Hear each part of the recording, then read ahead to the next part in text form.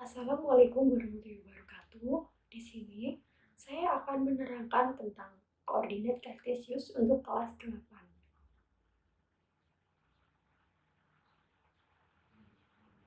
Saya Aulia Khairunisa NIM 171010104 dari Pendidikan Matematika Universitas Jember.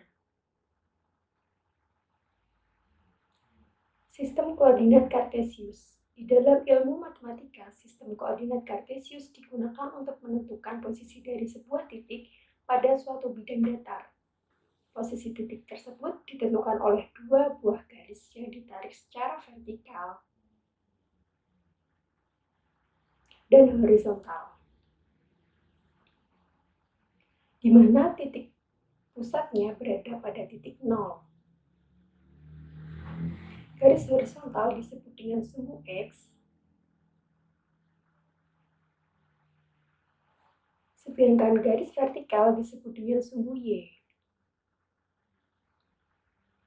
di mana X positif digambarkan mendatar ke kanan, X negatif digambarkan mendatar ke kiri, Y positif digambarkan ke arah atas, Y negatif digambarkan ke arah bawah.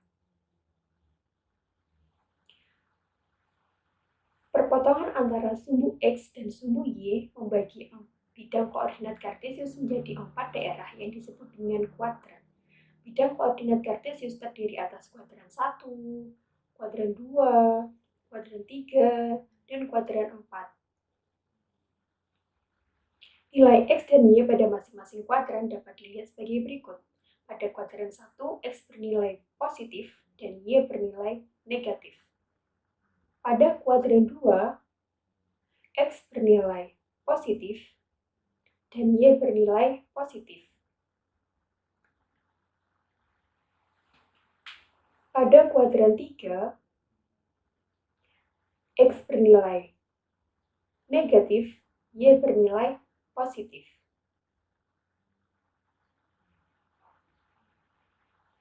Pada kuadran 4, X bernilai negatif dan Y bernilai negatif.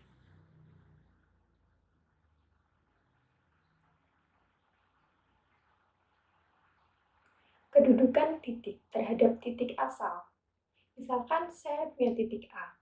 Cara menentukan posisi suatu titik pada koordinat kartesius itu ada dua. Yang pertama, tarik garis lurus vertikal ke arah sumbu X.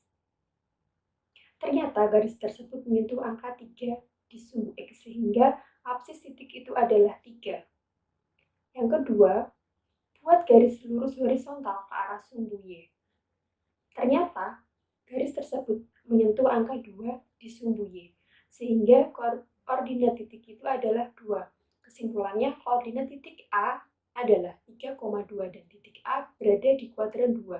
3 itu koordinat X dan 2 itu koordinat Y. Kemudian, kedudukan titik terhadap titik tertentu. Bagaimana kedudukan mol di titik negatif 3, negatif 5 terhadap perumahan di titik 5,4? Yang pertama, hitung jarak sumbu X dari perumahan ke mol.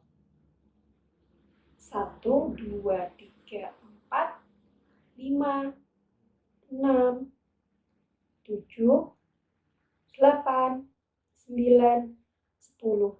Dan dia arahnya ke kiri jadi negatif 10. Kemudian hitung jarak sumbu Y dari perumahan ke mol. 1, 2, 3, 4, 5, 6, 7. Dan arahnya ke bawah jadi negatif 7. Jadi negatif 10, negatif 7.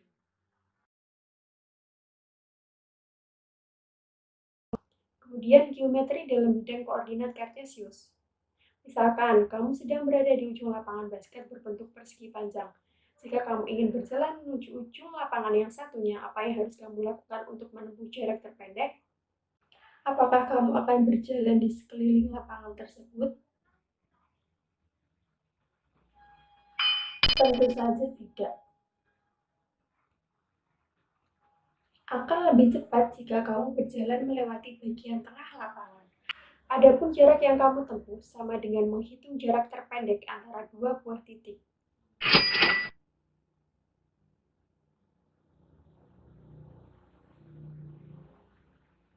Menentukan jarak antara dua titik. Misalkan saya punya titik A dan B. Tentukan jarak antara titik A dan B. Caranya ada dua. Yang pertama, menentukan koordinat dari kedua titik tersebut. Titik A itu negatif 5,1. Kemudian yang B negatif 3,3. Jadi X1-nya negatif 5, Y1-nya 1. Itu yang di titik A. Kemudian yang di titik B, X2-nya itu negatif 3, Y2-nya itu 3. Kemudian menghitung jarak dua titik tersebut menggunakan rumus jarak sama dengan akar dari X2 dikurangi X1 kuadrat ditambah Y2 dikurangi Y1 kuadrat. Jaraknya itu kan AB. Jadi X2, X1, Y2, dan Y1 kita substitusikan.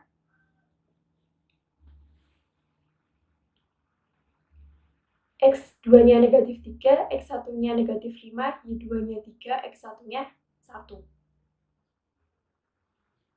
Jadi, akar dari 4 ditambah 4 itu sama dengan akar 8. Akar 8 jika disederhanakan menjadi akar dari 4 dikali 2. Sedangkan 4 itu 2 pangkat 2. Jadi, disederhanakan menjadi 2 akar 2. Yang kedua, menentukan bentuk, keliling, dan luas bangun datar. Beberapa titik pada bidang koordinat kartesius dapat membentuk sebuah bangun datar jika saling dihubungkan dengan garis lurus. Bangun ini dapat dihitung kelilingnya dengan menjumlahkan panjang sisi-sisinya ataupun luasnya sesuai dengan rumus bangun datar tersebut. Contohnya, ABCD merupakan sebuah bangun dengan koordinat titik sudut A 1,1, B 5,1, C 5,4, dan D 1,4. Apakah bentuk bangun ABCD tersebut? Hitunglah panjang masing-masing sisinya serta keliling dan luasnya. Saya punya titik ABCD. A-nya 1,1, B-nya 5,1, C-nya 5,4, dan D-nya 1,4. Kita ketahui bahwa panjangnya itu 4 satuan dan lebarnya 3 satuan.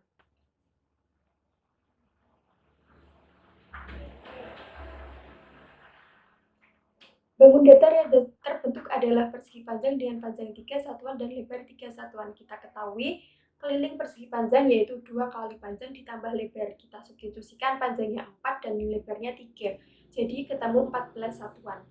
Sedangkan luasnya sama dengan panjang dikali lebar, yaitu 4 dikali 3 sama dengan 12 satuan luas. Kemudian kerjakan soal tersebut. Untuk tugasnya ini cuma 2 soal dikumpulkan minggu depan. Yang nomor 1, gambarlah titik-titik A 2,5, B 6,8, C 2,-7, dan D 6,4. Hubungkan titik-titik tersebut, kemudian tentukan jenis bangun datar yang terbentuk dan tentukan pula luasnya. Kemudian yang kedua, garis RS mempunyai koordinat titik R 3,4 dan titik S 9,4. Dan hitunglah panjang garis R. Jika ada yang belum jelas, silahkan chat di WA saya. Cukup sekian dari saya. Apabila ada salah kata, saya mohon maaf. Wassalamualaikum warahmatullahi wabarakatuh.